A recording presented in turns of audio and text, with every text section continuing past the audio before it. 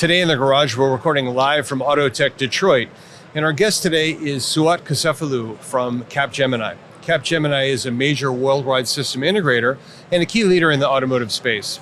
In today's episode, we talk about the importance of the evolving system architecture as SDVs get deployed. We talk about learnings from the Chinese automakers and what worldwide automakers can learn from that. And also the importance of maintaining a balance between differentiation and standardization in vehicle architecture. It's a wide-ranging conversation I'm sure you'll enjoy. Let's go.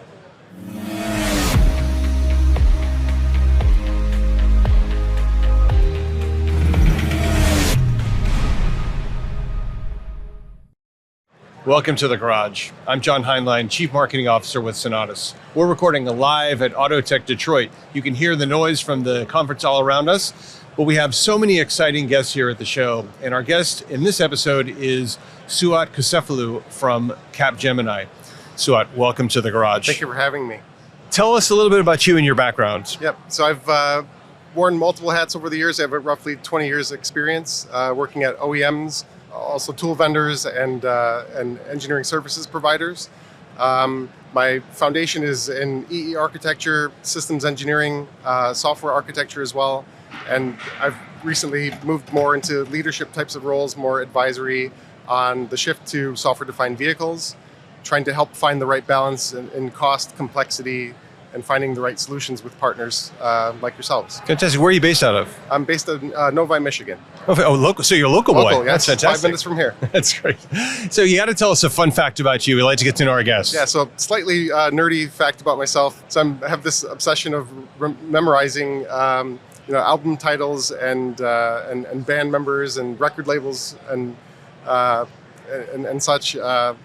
Yeah, it's kind of like my brain decided on what kind of metadata it wanted to store, and quite enjoy it. So you just love to learn about different bands. And yeah. Let's see, what can I say? I always like to have a fun fact to match our guests. I'm a big language buff. I'm always learning languages, so I'm constantly doing like flashcards of different languages. My current language of focus is Spanish, Wow. but I speak French pretty well and a few other languages. But currently, I'm doing Spanish. So there's my fun fact. Back to you. That's great. So tell us about Capgemini, both in general for our listeners who may not know your company. It's a very successful company, Yep. and also both what you do for them and what do they do in this space. Yeah. So Capgemini is a large organization working across many different sectors. It's roughly it's over 300,000 employees globally. We work with clients both on-site and nearshore models. I work specifically in the automotive sector, focusing on the software-defined vehicle, working across the entire stack, from architecture design to software integration, and then also helping clients find the right partners for specific solutions. That's great. And it's a huge company, Capgemini. I've worked with them for years, incredibly smart folks that they're. And what kinds of projects do you get involved in? So I focus specifically on cross-functional and cross-domain activities, trying to help really find innovative ways to transition from distributed architectures to domain and zonal, also from signal-based systems to service-oriented, right? It's a very complex task to achieve, right? There's a lot of moving parts, right? And getting it right is really a challenge. We talk about so many of those topics here on the Garage Podcast, software, the evolution of vehicle architecture, and so on. So maybe for our first topic, you and I both have a background in electrical engineering and in system design. Tell us about how you're seeing SDV, the architecture of SDVs changing, and some of both the challenges and the benefits of those changes. Yeah, so we're seeing a fundamental shift in how things are designed, right? So it's moving from a discrete ECU to dedicated purpose, tightly coupled software and hardware solutions provided by tier ones, and then integrated by those OEMs, to more to less boxes in the vehicle, right? More complexity in managing tier ones that might provide off-the-shelf software solutions. So the challenge is really managing all of the complexity around contractual agreements, right, between different companies, and then also finding the right balance of how to find the right software solutions, right, and integrate all of those. So we're moving from a finite set of tier ones that need to be managed, right, to maybe 100 and 100 plus suppliers providing small bits of accelerator software or full solutions that need to be integrated into a box that comes from a different type of tier one. It's a really interesting shift because as you pointed out initially and classically, there was a hardware box, there was a software load that went with it. They were put together at manufacturing time, in many cases never updated. That's changing a lot now. You have a fewer boxes with workloads side by side like they are in the data center, like they are in a phone. And that opens up the opportunity for more vendors and more complexity, but also opportunities in software. Yeah. So that evolution of how hardware and software is being integrated in a new way brings new opportunities to evolve the relationship between OEMs and tier ones. How are you seeing that relationship change? Yeah, so as we discussed previously, it was more of a straightforward relationship right between tier ones and OEMs. You would buy a box, you would integrate it, you would test it, validate it, and produce it, right, in scale. In the future, there's going to be more moving parts to manage, right? I find that the relationships are now changing after being kind of at a standstill, right? So people didn't really know how to navigate around recovering some investments that they had made. So, to develop an ECU costs $50+ million, right? You have to set up manufacturing facilities, you have R&D work, you have chips that you source. There's all sorts of work that the tier ones had to do to produce a product. And then overnight, OEMs changed their mind, right? They wanted to source hardware separately from the software, and it took some time for us to kind of work through how to decouple that software. But we see now there's a bunch of announcements that we've seen recently where software is now decoupled from hardware, right? So that software as a product is something that you can purchase as an OEM. But then the complexity around that is then finding how to integrate all of that together. And then test that in a virtual type of environment, and try to find that right balance, right?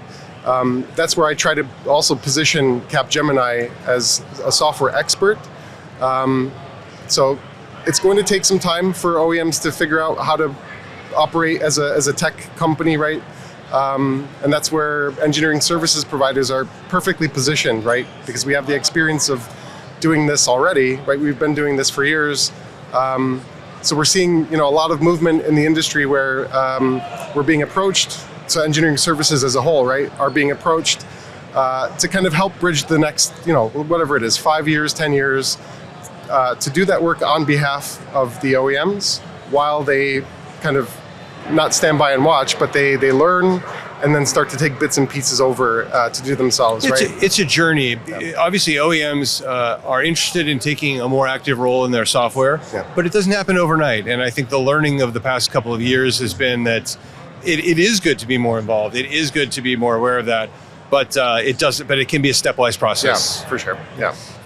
You mentioned this evolving landscape. I think we would be remiss if we didn't observe that the landscape is also evolving incredibly fast in China as well. Chinese OEMs are doing incredibly innovative work.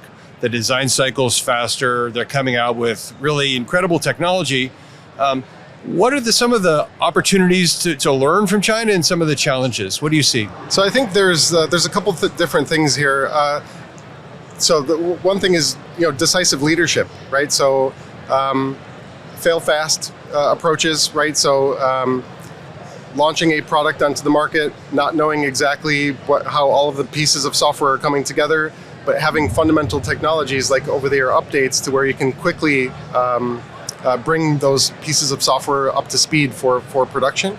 And also with that decisive leadership, right, there's no opportunity for things to get stuck in building a general consensus for and in the middle management, right? So it's more of a here's the direction that we're going to be moving in, and everybody executes, as opposed to finding more of a democratic way as we currently employ in the West. So a couple different parts of that. Let's pull that apart. One is, my observation is, I think the Chinese OEMs are looking really carefully at the user, at the driver, and saying, what do the drivers expect based on, for example, what they're seeing with their other digital device or phones and other things like that. And it feels to me, my perception, I'd be curious if you agree, is that they're delivering technology that's much more like other consumer devices into vehicles in a more aggressive, more proactive way than other. Is that your take as well? Yeah, absolutely. I mean, you see that kind of in everyday life in China as well. So there's a lot more convenience as you go about your day. It could be Alipay or WeChat or any similar type of technology. So I think the consumers themselves are more demanding, right? And so they kind of expect a vehicle that they buy either develops with new features over time. And that's something that's quite surprising, especially for the U.S. market, right? We also like shiny things, right? And Tesla really brought that, right, years ago. And so I'm quite shocked to see that we're still here all of these years later with traditional and incumbent OEMs. But I think this will change. Your sense from the market is that the rest of the world is going to evolve to have those similar kinds of demands. Absolutely. As a driver, as a consumer. Yeah, absolutely. Yeah, that's my personal take as well. Yeah. I'm watching that space closely. So on that second point you mentioned about the learning from China is Chinese tend to have a more top-down approach versus Western OEMs that might have a more consensus-based approach to their development. What are some of the learnings that OEMs can take away from the Chinese approach? I think also not moving, so finding the right speed, right? We talk a lot about the China speed. What is China speed, right? It's a perfect balance of hardware and software solutions, right, that are meeting what the market demands. And what I'm seeing with the Chinese is that they're not moving to full SDV solutions immediately, right? So a lot of Western OEMs are looking at centralized computing, HPCs, zonal controllers, while the Chinese have, they have fully capable domain ECUs paired together with centralized computing, but there's only one computer, right? So that's the way that they can kind of balance cost while also meeting market demands. And I think it's going to be a slow but gradual evolution for them, right? To then eventually move to what we see as zonal architectures with zone ECUs and all of this kind of stuff. Yeah. So it's really a journey. The evolution of vehicle E architectures is not a single direction. It's not everyone is going exactly a certain way. There's a lot of exploration. There's a lot of differences, and but what you're saying is they're really being willing to try new things and evolve. Yeah, and I think one thing that's really fundamental for this is that they have already achieved different relationships with their tier one suppliers. So when they source a box, the software is already white box to them, right? So they are able to really understand what's in there. They're able to develop upon that software, and that is also allowing them to then move software, right? As they want to progress their EE architecture, introduce additional ECUs, move things around, that's going to allow them to achieve that much easier, right? Without any pain points. Yeah. Well, so if we pull back to the worldwide OEMs, we've talked in a couple different ways about the evolving architecture. What about the organizations in OEMs? What's your advice based on you're talking to many different companies? What's your advice for how OEMs could kick off an SDV project? Yeah, so I think we've actually seen a lot of great organizational changes already on the back of electrical vehicle development. Those models were great, right? They didn't work for other reasons, more from the market perspective, right? But I think a similar approach where you can kind of have a small tugboat size organization, right? That with a bunch of heavy hitters, people that really understand all of the technologies through and through, able to really develop that first SDV, right? And then get that learning into the company, and then use that to then drive organizational changes further, right? So there are certain parts that don't need to change, right? Mechanical parts are always going to stay mechanical, but then from the software reorganization, right? I think small, targeted expert teams are really the key. So it's really a cultural shift, really, of changing away from very verticalized silos, stay out of my silo approach, to really thinking about design in a different way. We've seen that in other industries, in data centers, in computing, other parts of computing. We need to bring that kind of different thinking into automotive. Yeah. So previously, you would have people that were responsible for one little screw, and they weren't able to even work outside of that box, right? And I think really cross systems thinking, almost turning the responsibility of teams 90 degrees, right? Instead of a vertical approach, it's more of a horizontal, right? Assembling teams that have mixed skills. So it could be IT skills, it could be people with finance backgrounds, right? Payment systems and all this kind of stuff, paired together with engineers that understand how a feature works and data flows work across an entire system. Yeah, I think it's a different mindset and more of a holistic systems approach, where yes, there's division of subsystems, because even in traditional computing, in phones and data centers, there's obviously lots of division of labor. There's lots of walls that prevent apps and compute from messing with other compute. But there's also the realization that those other things are there and thinking about it in a holistic way. That's, I think, the difference. So as these vehicles evolve, SDVs provide new ways for OEMs to differentiate. So tell me about your opinion of how they should be differentiated and where in the compute stack should the differentiation happen? Yeah. So, great topic. I love this topic. So we've been having a lot of discussions on this, right, for many years, right? You'd have OEMs go to conferences and say, we need to collaborate on things like middlewares, OSs, different commodity items, right? And then everybody would go back off and invest hundreds of millions of dollars in their own solution, right? And I think that it was kind of this similar to AD, right? A lot of people wanted to be first to market without recognizing all of the challenges, right, that we're going autonomous driving. Exactly, yeah. I mean, both autonomous, but also middleware development programs. We saw a lot of issues there. I think that over time, the entire software stack kind of middleware downwards, right, can be and should be commoditized, right? So anything that the customer doesn't see, they don't really care about. They don't know that it's there. And I think that if companies come together and co-invest, there's a lot of cost savings to be had, right? Which can then maximize investments in other areas, right? Differentiating products in digital services offerings and unique experiences across different types of products there. One thing that I'm happy to report is that you see this already today in the commercial vehicles industry, right? I find that they're taking all of the right learnings from passenger car and applying that in their own industry, partially driven because they have smaller and tighter budgets to work with, but really it's the right way, regardless of what your budgets are, right? I think it's really the collaborative approach, open source software, and really commoditizing the middleware downward layers. Yeah, so the idea from a passenger perspective, the ability to differentiate a particular vehicle model or a vehicle family, whatever, to provide an experience that's unique to your brand. I mean, you see many different brands who have a very different user experience, a different UI. Even my wife and I have cars that are very different, and I won't name the names, but very different user experiences, and she's very happy with hers, and I'm very happy with mine. But then you mentioned commercial as well. Commercial, obviously, they're much more diverse fleets. You can have fleets that are carrying cargo, that are carrying passenger, carrying cold chain. They have to keep things cold. And there are very specific vertical market differentiating needs there to serve those unique needs, as well as large vehicles and smaller vehicles.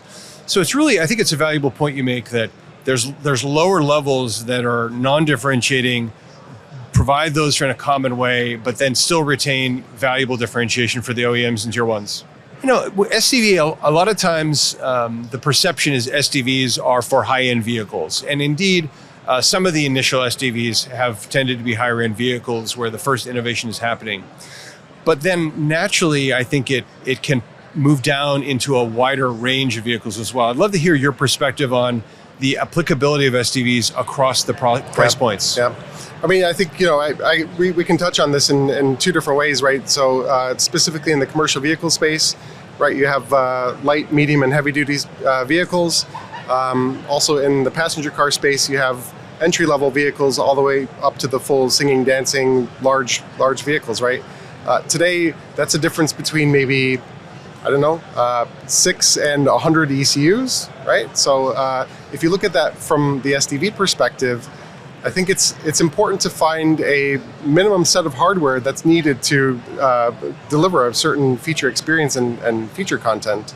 But I think that if you compare that approach, right, with partnering with people, commoditizing architectures, increasing piece purchases, right, so that lowers piece cost, you're able to then find ways of delivering more expensive single pieces of hardware into cheaper vehicles, right? So another idea that I've been discussing with a lot of people is to have one single piece of hardware with firmware limited processing power, right? Instead of having different across a chip suite, instead of having a physically different processor in there, you could have the same processor that's firmware limited, and then try to find a way of paying for processing power as and when you need that, right? As feature content grows, as the market demands additional features, you can then find agreements with either silicon vendors, either via the tier one, right, or directly with them,